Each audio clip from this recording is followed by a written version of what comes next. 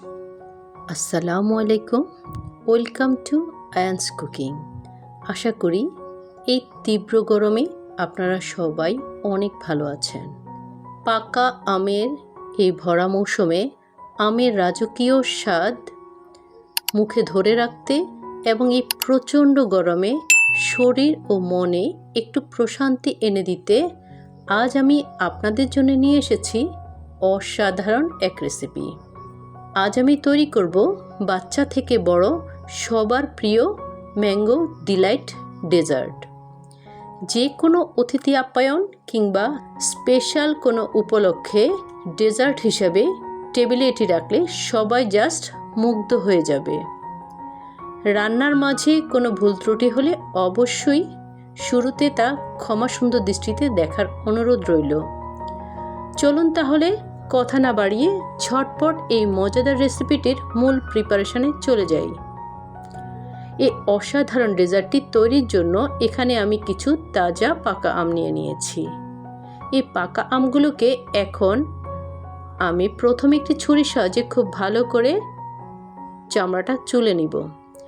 আম ছিলে নেওয়া হয়ে গেলে এগুলোকে ছোট ছোট পিস করে একদম নিখুঁত কিউব করে কেটে নিতে হবে। এখানে একটি অত্যন্ত জরুরি এক্সপার্ট টিপ হলো আপনারা চেষ্টা করবেন আঁশ ছাড়া মিষ্টি আম ব্যবহার করতে, তাহলে ডেজার্টের টেস্ট এবং টেক্সচার দুটোই খুব পারফেক্ট হবে। এখন এই কিউব করে কাটা আমের টুকরোগুলোকে একটি ব্লেন্ডার জারে নিয়ে খুব ভালো করে ব্লেন্ড করে নিব।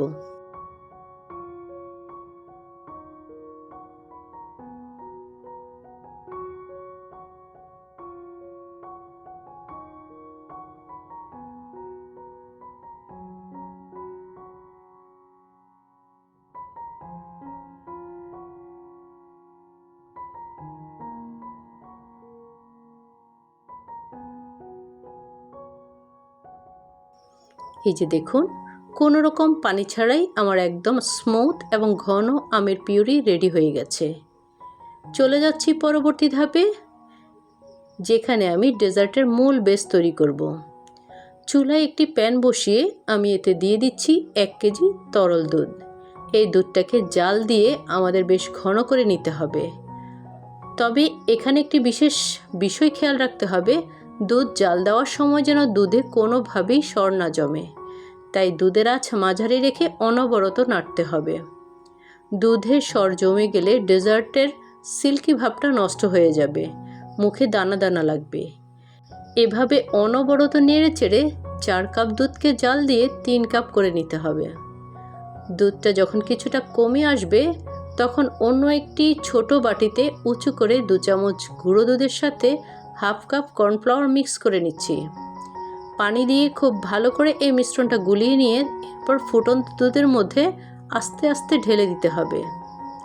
এই মিশ্রণটি দেওয়ার কারণে দুধের ঘনত্ব বা ডেনসিটি যেমন খুব দ্রুত বাড়বে, তেমনি দুধের ক্রিমি ভাব আর টেস্টটাও একদম দ্বিগুণ হয়ে যাবে। এখন এটার সাথে স্বাদমতো হালকা চিনি যোগ করব।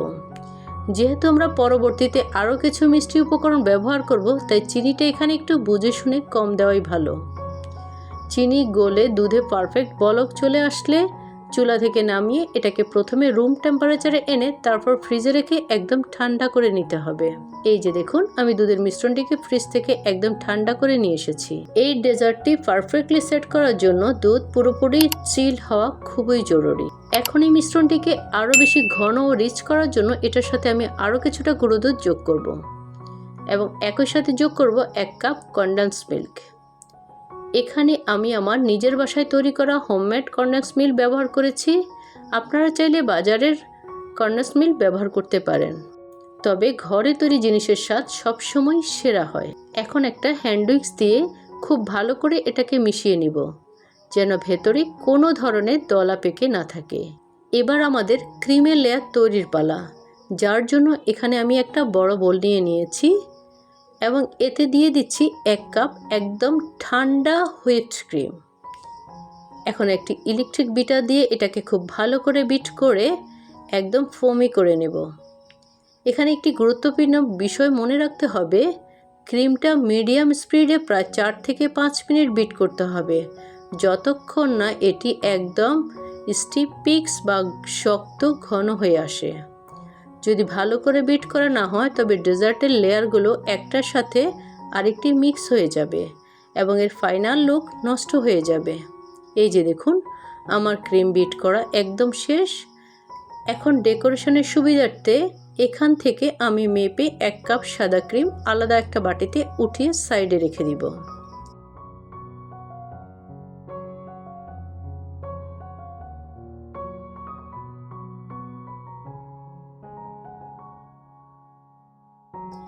এরপর আমাদের সেই তৈরি করে রাখা আমের পিউরি থেকে কিছুটা পিউরি অন্য একটা ছোট বাটিতে সরিয়ে রাখবো, যা আমরা পরে ডেকোরেশনের কাজে ব্যবহার করব। আর বাকি পুরো আমের পিউরিটা বলে থাকা অবশিষ্ট হুইপড ক্রিমের সাথে দিয়ে দিব।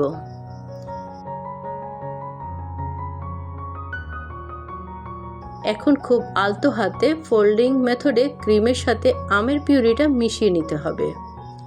কোনো তাড়াহুড়ো না করে খুব ভালো করে মিক্স করে নিতে হবে, যেন আমের ফ্লেভার ক্রিমের সাথে পুরোপুরি মিশে একাকার হয়ে একটি চমৎকার ম্যাঙ্গো ক্রিমে পরিণত হয়।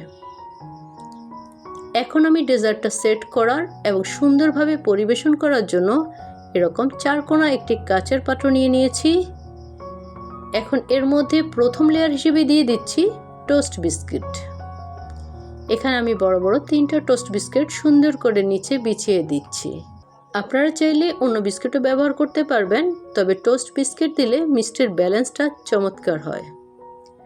এবার এই বিস্কিটের উপর দিয়ে দিচ্ছি আগে থেকে মিশিয়ে রাখা ঘন দুধের মিশ্রণটি। দুধটা দেওয়ার কারণে বিস্কিটগুলো একদম সফট হয়ে কেকের মতো নরম ও ময়েস্ট হয়ে যাবে। দুধের লেয়ারের উপরে এবার দিয়ে দিচ্ছি সেই তৈরি করে রাখা আম আর ক্রিমের ম্যাজিক মিশ্রণ, অর্থাৎ ম্যাঙ্গো ক্রিম। একটি স্প্যাচুলা দিয়ে খুব ভালো করে চারদিকে সমানভাবে ছড়িয়ে দিব। এর ঠিক উপরে এবার দিয়ে দিচ্ছি আগে থেকে তুলে রাখা সেই সাদা ক্রিমটা। খুব সাবধানে এবং ভালো করে প্রত্যেকটা সাইড সমান করে স্মুথ করে নিতে হবে, যেন দেখতে একদম আকর্ষণীয় লাগে।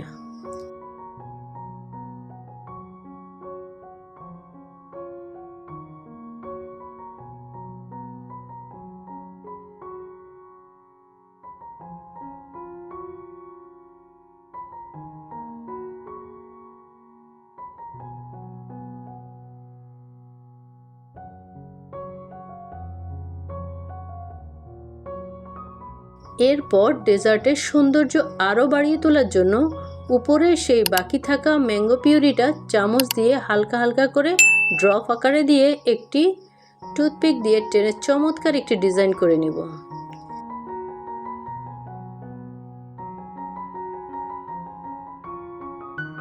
এবার এর উপর ছড়িয়ে দেব কিছু ছোট ছোট কিউব করে কেটে রাখা টাটকা মিষ্টি আম।